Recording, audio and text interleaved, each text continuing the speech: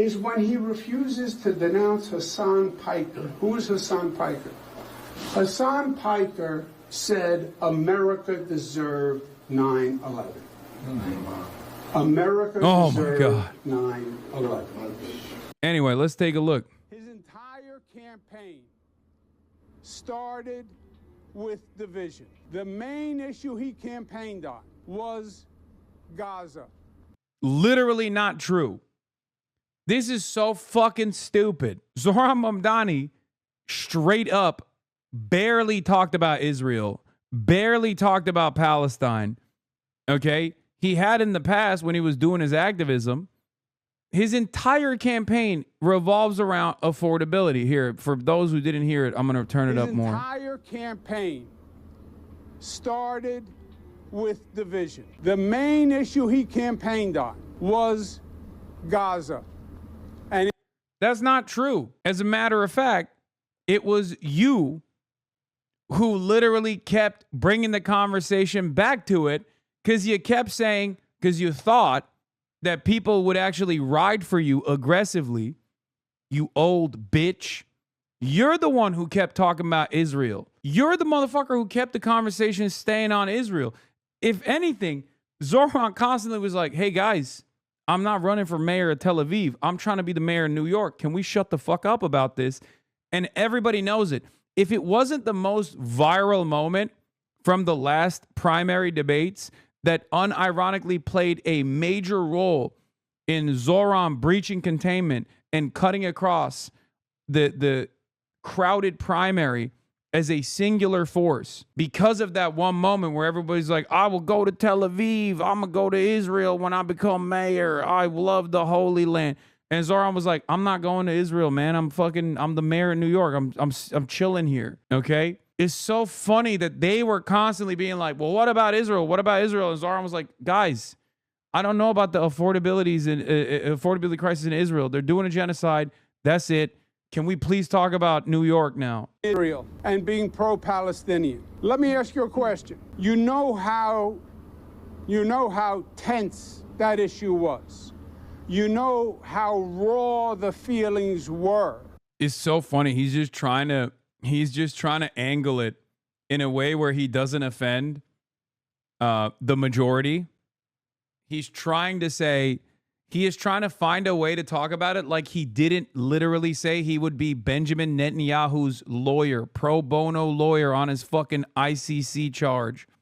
International Criminal Court investigation into Benjamin Netanyahu being a war criminal. This dumb fuck literally came out and thought, I'll be a free lawyer for you, BB.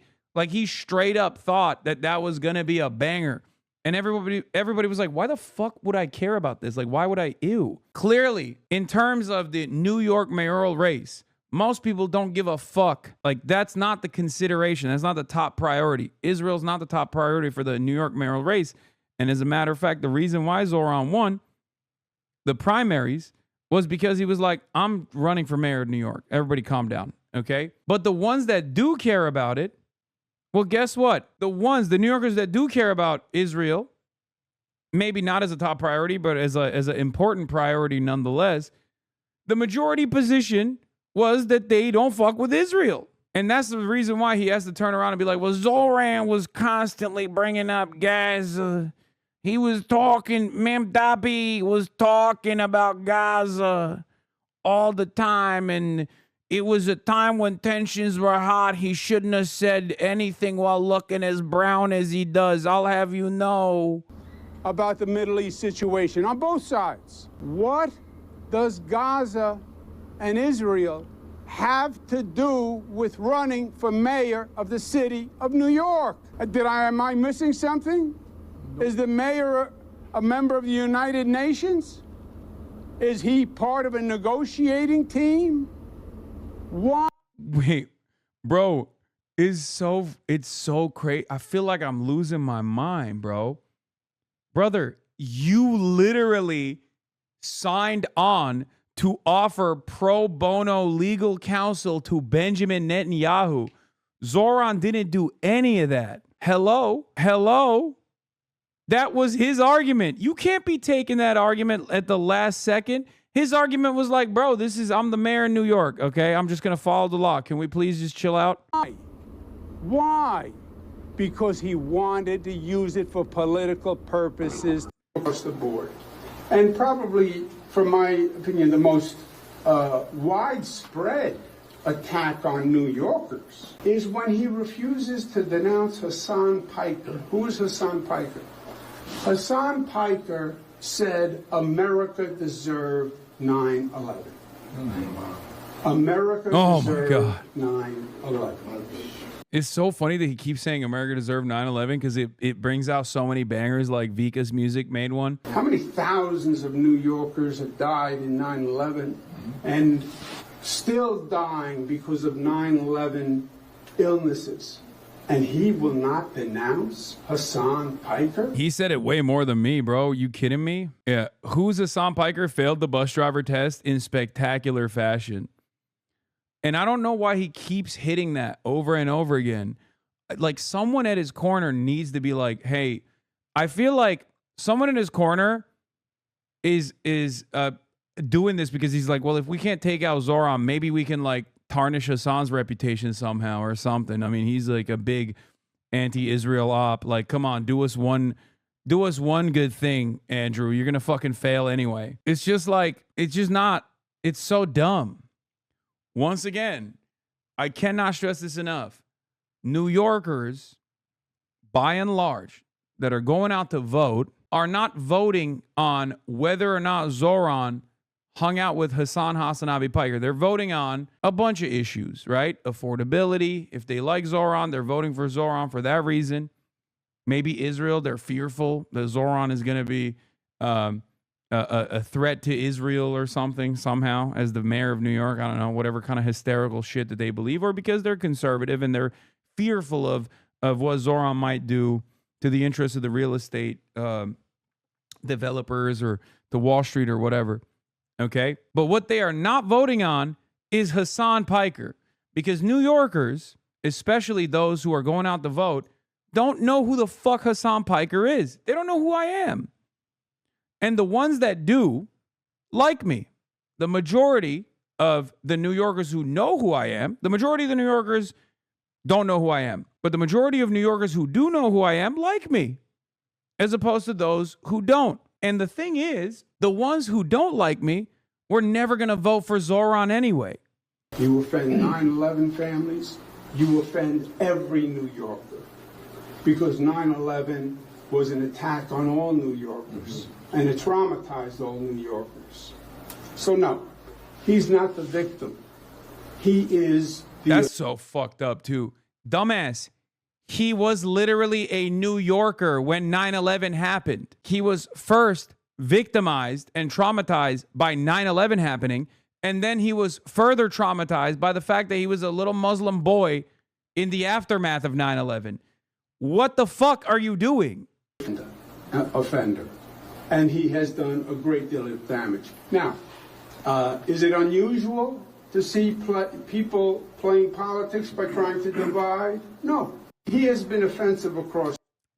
Yeah, this is a horrible line of retaliation. It's a horrible line of retaliation. And this is a more in-depth approach to Zohran's speech from yesterday, talking about the attacks that he received that have escalated in intensity in these last couple of weeks, especially this past week. Ago, shortly after I had announced I was running for assembly, a well-meaning Muslim uncle pulled me aside. He smiled softly and looked at me with care. In a quiet voice, he told me I did not have to tell people I was Muslim. His eyes kind, his beard proud, and his face heavy with the implication of the unsaid. I had not learned the lesson that he had been taught, time and again. It is the lesson that safety could only be found in the shadows of our city, that it is in those shadows alone where Muslims could embrace the fullness of our own identities, and that if we are to emerge from them, then it is in those shadows where we must leave our faith. These are lessons that so many Muslim New Yorkers have been taught again and again. And over these last few days, these are the lessons that have become the closing message of Andrew Cuomo, Curtis Sliwa, and Eric Adams. Yesterday, Andrew Cuomo laughed and agreed when when a radio show host said that I would cheer another 9/11. Yesterday, Eric Adams said that we can't let our city become Europe. He compared me to violent extremists, and he lied when he said that our movement seeks to burn churches and destroy communities. The day before that, Curtis Lewa slandered me from a debate stage when he claimed that I supported global jihad. And every day, Super PAC ads imply that I am a terrorist or mock the way I eat, push polls that ask New Yorkers questions like whether they support invented proposals to make halal mandatory, or political cartoons that represent my candidacy as an airplane hurtling towards the World Trade Center. But I do not want to use this moment to speak to them any further. I want to use this moment to speak to the Muslims of the city. I want to speak to the memory of my aunt, who stopped taking the subway after September 11th because she did not feel safe in her hijab. I want to speak to the Muslim city worker, whether they teach in our schools or walk the beat for the NYPD. New Yorkers who all make daily sacrifices on behalf of this city only to see their leaders spit in their face. I want to speak to every child who grows up in New York marked as the other, who is randomly selected in a way that rarely feels random, who feels that they carry a stain that can never quite be cleaned. Growing up in the shadow of 9/11, I have known what it means to live with an undercurrent of suspicion. I will always remember the disdain I faced, the way my name could immediately become Muhammad, and how I could return to my city only to be asked in a double-mirrored room at the airport if I had any plan of attacking it. And since I was very young, I have known that I was spared the worst of it. I was never pressured to be an informant like a classmate of mine. I have never had the word terrorist spray painted on my garage as one of my staff had to endure. My mosque has never been set on fire. To be Muslim in New York is to expect indignity. But indignity does not make us distinct. There are many New Yorkers who face it. It is the tolerance of that indignity that does. Since I announced my candidacy for mayor 1 year ago yesterday, I've sought to be the candidate fighting for everyday New Yorkers, not simply the Muslim candidate. I've carried these indignities with me each moment of this race, doing so all the while as the first major Muslim candidate for mayor in New York City history. I thought that if I could build a campaign of universality, I could define myself as the leader I aspire to be, one representing every New Yorker, no matter their skin color or religion. I thought if I worked hard enough, it would allow me to be that leader. And I thought that if I behaved well enough or bit my tongue enough in the face of racist, baseless attacks while returning back to my central message, it would allow me to be more than just my faith. I was wrong. No amount of redirection is ever enough. In doing this, I have told the wide-eyed young boy in Jackson Heights or the first-time voter in Parkchester that they too should remain in the shadows. I am becoming that same uncle who took me aside. No more. He's kind of owning his own uncle, not gonna lie. I don't really think about it like that. I guess technically when I've talked about my grandfather and his exact, like, the same talk that my granddad had with me, saying, Hasan, don't tell people you are Muslim. Don't tell people your name is Hasan. Are you crazy? What are you doing? The dream of every Muslim is simply to be treated the same as any other New Yorker. And yet for too long we have been told to ask for less than that and to be satisfied with whatever little we receive, no more. For as long as we have lived, we have known that no matter what anyone says, there are still certain forms of hate acceptable in this city today. Islamophobia is not seen as inexcusable. One can incite violence against our mosques and know that condemnation will never come. Elected officials in this city can sell T-shirts calling for my deportation without fear of any accountability. The consequences are stark. More than 1 million Muslim New Yorkers exist in this city only to be made to feel as if guests in our own home, no more. We stand on the precipice of an election, but that is not what today is about. We know that in less than 2 weeks, we will say goodbye to a disgraced former governor and our current indicted mayor. The bigger question is whether we are willing to say goodbye to something much larger. It is whether we are willing to say goodbye to anti-Muslim sentiment that has grown so endemic in our city that when we hear it, we know not whether the words were said by a Republican or by a Democrat. We know only that it was spoken in the language of the politics of this city. In an era of ever-diminishing bipartisanship, Islamophobia has emerged as one of the few areas of agreement. And while I appreciate all who have rushed to my defense over the past 2 days, I think of those Muslims in this city who do not have the luxury of being the Democratic nominee, who do not have the luxury of being deemed worthy of solidarity. While my opponents in this race have brought this hatred to the forefront, this is just a glimpse into what so many Muslims have had to endure every day across the 5 boroughs that we call home. And while it would be easy to say that this is not who we are as a city, we know the truth. This is who we have allowed ourselves to become. A question lies before each of us. Will we continue to accept a narrow definition of what it means to be a New Yorker that makes smaller the number of those guaranteed a life of dignity? Will we remain in the shadows, or will we together step into the light? There are 11 days remaining until Election Day. I will be a Muslim man in New York City each of those 11 days, and every day that follows after that. I will not change who I am. I will not change how I eat. I will not change the faith that I am proud to belong to. But there is one thing I will change. I will no longer look for myself in the shadows. I will find myself in the light. It's a beautiful speech, and it is it's a beautiful speech, it's a worthy speech, and yet I still worry, man. I worry that there's gonna be a bunch of motherfuckers who hear this and go, oh wow, now you're making it about yourself. You know, it's frustrating that it needed to be said at all.